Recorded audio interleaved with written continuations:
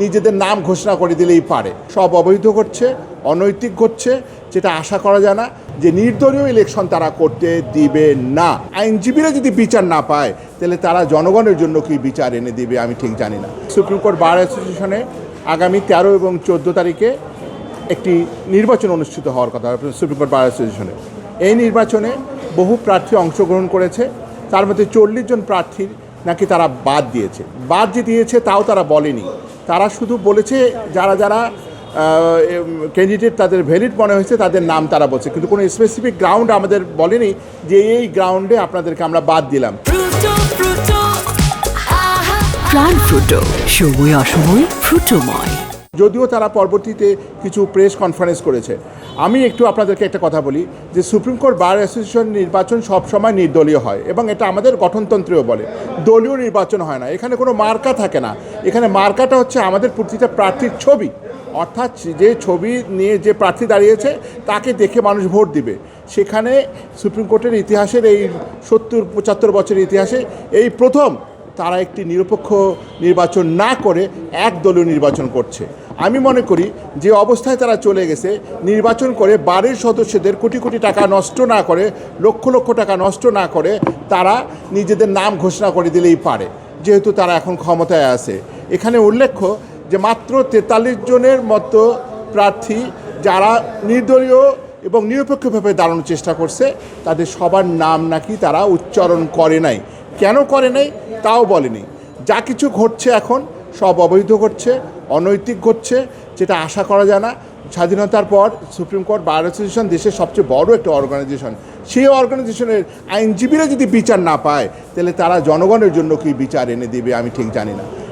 এটা অবৈধ, এটা অন্যায় এবং এটা মেনে নেওয়া যায় না। এটা কোনো অবস্থাতেই মেনে নেওয়া যায় না যে নির্দলীয় ইলেকশন তারা করতে দিবে না এবং কোনো কারণ ছাড়া। কোনো দলীয় নির্বাচন করার কোনো এখতিয়ারই নাই। গঠনতন্ত্রে বলা আছে প্যানেলও দেওয়া যাবে না। তারা প্রচার চালাচ্ছে নীল প্যানেল, নীল প্যানেল, নীল প্যানেল বলে, এবং প্রকাশ্যে। আগে সাদা প্যানেল, নীল প্যানেল বলে যে প্যানেলগুলো হয়তো একটু গোপনে রাকসাকে তারা গোপনে করতো যে এটা সাদা প্যানেল। এখন তারা আর কোনো কিছু মানছে না, তারা নীল প্যানেলের পক্ষে আন্দোলন করতেছে, নীল প্যানেল নীল প্যানেল করে মিছিল করতেছে। তো আমি মনে করি এই সুপ্রিম কোর্টের এই অবৈধ ইলেকশন বন্ধ হওয়া উচিত এবং যারা যারা প্রার্থী এখানে নির্দলীয়ভাবে প্রার্থীরা নমিনেশন পেপার সাবমিট করছে তাদের সবার ইলেকশন করতে দেওয়া উচিত। ইলেকশন করার 3টি শর্ত। একটি হচ্ছে তাকে এইবারের মেম্বার হতে হবে, যারা তাকে সাপোর্ট করবে এবং তাকে নমিনেট করবে সবার একটা এইবারের মেম্বারশিপ থাকতে হবে এবং বেতন ক্লিয়ার থাকতে হবে। এর বাইরে আর কিছু নাই।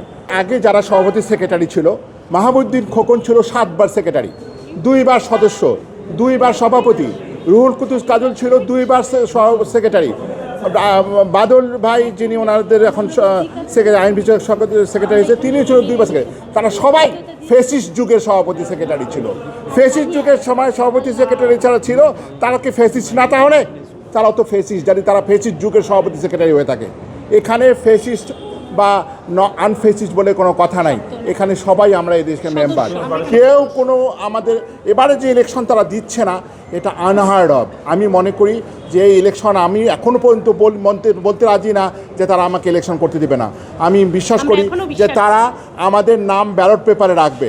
মনে রাখবেন, এই সুপ্রিম কোর্টে যদি তারা আমাদেরকে ইলেকশন করতে না দেয়, জাতিগতভাবে এইটাই তাদের জন্য বড় ভুল হবে।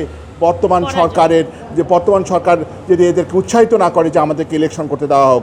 এই সুপ্রিম কোর্ট বারের 2টি ইতিহাস আমি আপনাদেরকে ছোট করে স্মরণ করে দেই। একবারে এই সুপ্রিম কোর্টের বারে একটা তত্ত্বাবধায়ক সরকার সম্পর্কে একটি রুল ইস্যু করতে যাচ্ছিল একটি বেঞ্চ। এই রুল ইস্যু করা বেঞ্চ আওলাদ আলী বিশ্বাস আছে, আওলাদ আলীর সঙ্গে সেদিন ভেঙে দেওয়া হয় রুল ইস্যু করার আগে। সেদিন আমি বলেছিলাম যে সরকারের দিন পতন হবে। এই সরকারের আমলে একবার আমি যেটা বলবো অনেকে পছন্দ নাও করতে পারে, যখন জাস্টিস সিনহা বাবুকে এই কোর্ট থেকে অন্যায়ভাবে সরিয়ে দেওয়া হয়েছে, আমি মনে করি এখনও তখনই ওই সরকারেরও ভিত নড়ে গেছে। আর আজকে সুপ্রিম কোর্টে সাধারণ মেম্বারদেরকে সাধারণভাবে ইলেকশন করতে না দেওয়ার কারণে আমি মনে করি এদেরও দিন ঘনিয়ে আসতেছে।